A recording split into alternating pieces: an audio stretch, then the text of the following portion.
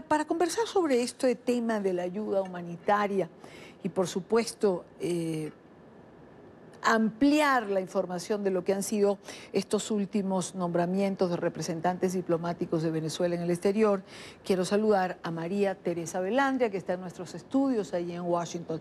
María Teresa es abogado, es especialista en Derecho Económico y de Integración, es especialista en temas de seguridad, ha sido nuestra invitada en múltiples oportunidades en el programa y ha sido designada por el gobierno interino de Venezuela como representante diplomática de Venezuela en Brasil, es decir, como embajadora de Venezuela en el Brasil.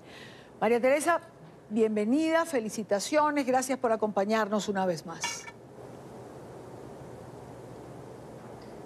Buenas tardes para todos, Idania. Buenas tardes para ti, para todo el equipo NTN 24.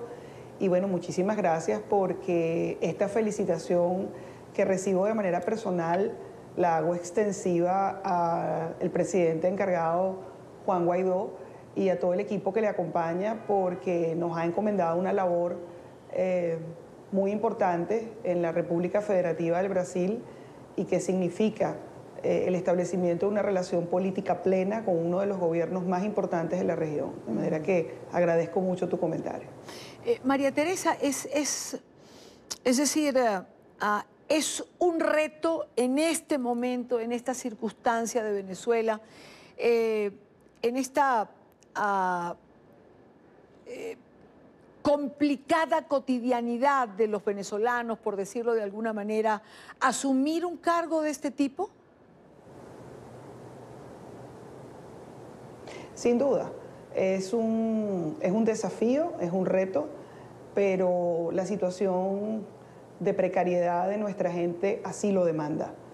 La situación de los venezolanos que cruzan la frontera tratando de buscar un mejor camino o que han muerto de frío atravesando el páramo en Colombia o que no han podido cruzar la frontera con el Brasil, demandan del gobierno legítimo que sean atendidos. Y ese es el foco del objetivo que tiene el gobierno que encabeza el presidente de la Asamblea Nacional y presidente encargado Juan Guaidó, y es que podamos lograr lo más pronto posible el cese de la usurpación, poder establecer un gobierno de transición y convocar de inmediato unas elecciones libres y observadas por la comunidad internacional para que sea la primera muestra en la cual los ciudadanos venezolanos dejen de abandonar el país, los que se han ido vuelvan y que podamos atender lo que es prioritario, que es la emergencia humanitaria, hacer llegar la ayuda humanitaria a los venezolanos más necesitados. ¿Hay alguna estrategia, María Teresa, ya por parte del Brasil para el ingreso a Venezuela de esta ayuda humanitaria? ¿Has tenido comunicación con las autoridades ya de este país a donde me imagino estarás prontamente trasladándote? Mira, hemos tenido algunos contactos ya con las autoridades de Brasil y una vez que estemos allá en Brasilia, vamos a iniciar rápidamente las reuniones con el equipo que ha designado el presidente Bolsonaro para atender la emergencia humanitaria y hacerlo lo más pronto posible. En el caso de Colombia está un poco más avanzado, pero todo forma parte de un plan que está siendo coordinado desde la presidencia de la Asamblea Nacional y presidente encargado Juan Guaidó con las autoridades de Colombia y con las autoridades de Brasil, de manera que apenas tengamos el primer plan de trabajo una vez llegado a Brasil, pues lo haremos saber para que ustedes puedan reseñar lo que va a ser el trabajo que se va a realizar en la zona de frontera para llevar la ayuda humanitaria a los venezolanos que más lo necesitan. ¿Marcó la llegada del presidente Jair Bolsonaro una diferencia en la política de la región hacia Venezuela? Es decir, ¿la llegada de Bolsonaro hace un contrapeso, por decirlo de alguna manera, o hace una alianza estratégica en este momento con Colombia en relación a Venezuela? Absolutamente sí.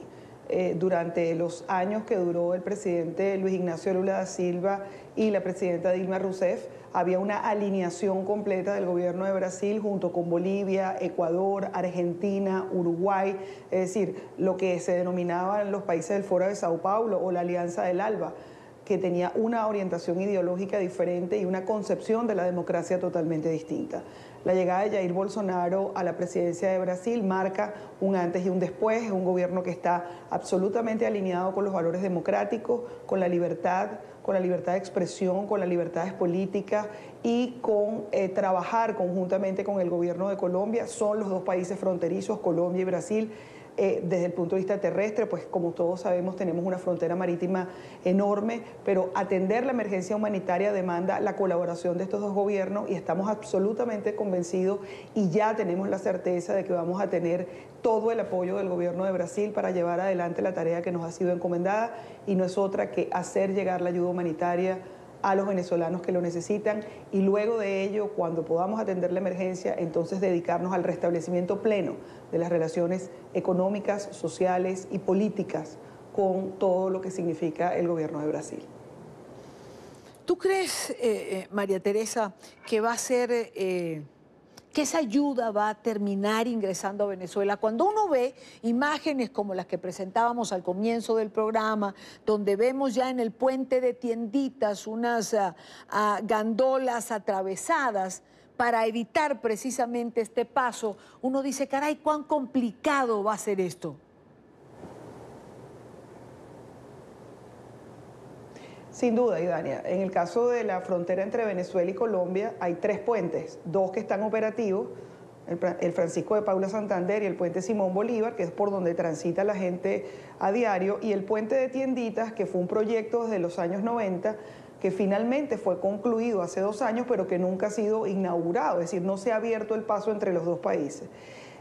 Digamos que allí es mucho más visible. El caso de la frontera entre Venezuela y Brasil es un poco más complejo, porque el único paso fronterizo es el que conecta a la ciudad de Santa Elena de Guairén con Boavista y luego Pacaraima y Roraima.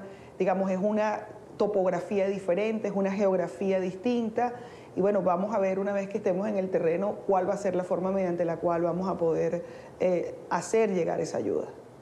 María Teresa, ayer el presidente Donald Trump presentó lo que se denomina el discurso de la Unión.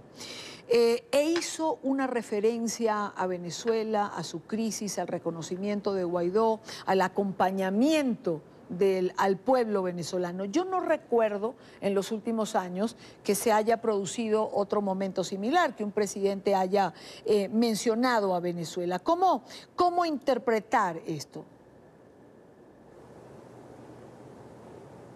Sin duda.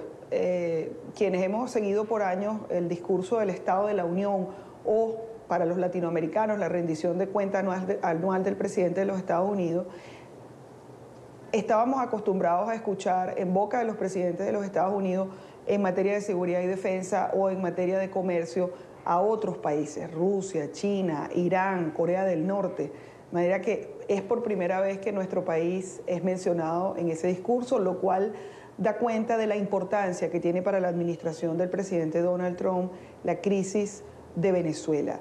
Y eso demuestra no solamente la solidaridad de la administración, sino cómo se ha ido materializando esta solidaridad en los apoyos que se están recibiendo a través del envío de la ayuda humanitaria a Colombia y a Brasil, pero también con todo lo que ha venido ocurriendo en los 2 últimos años desde que el presidente Trump asumió, y es, por ejemplo, el establecimiento de sanciones individuales a funcionarios del régimen, es el congelamiento de las cuentas de la principal compañía petrolera fuera de Venezuela, como Citgo. Es decir, hay todo un conjunto de medidas que ha tomado el gobierno de los Estados Unidos en el sentido de abonar hacia una transición democrática en Venezuela, y el día de hoy incluso el secretario de Seguridad, el asesor nacional de seguridad, John Bolton, decía que le ofrecía no un tipo de amnistía, sino que serían levantadas las sanciones a aquellos militares venezolanos que decidieran ponerse del lado de la Constitución y reconocer al presidente Juan Guaidó como comandante en jefe de la Fuerza Armada. De manera que hay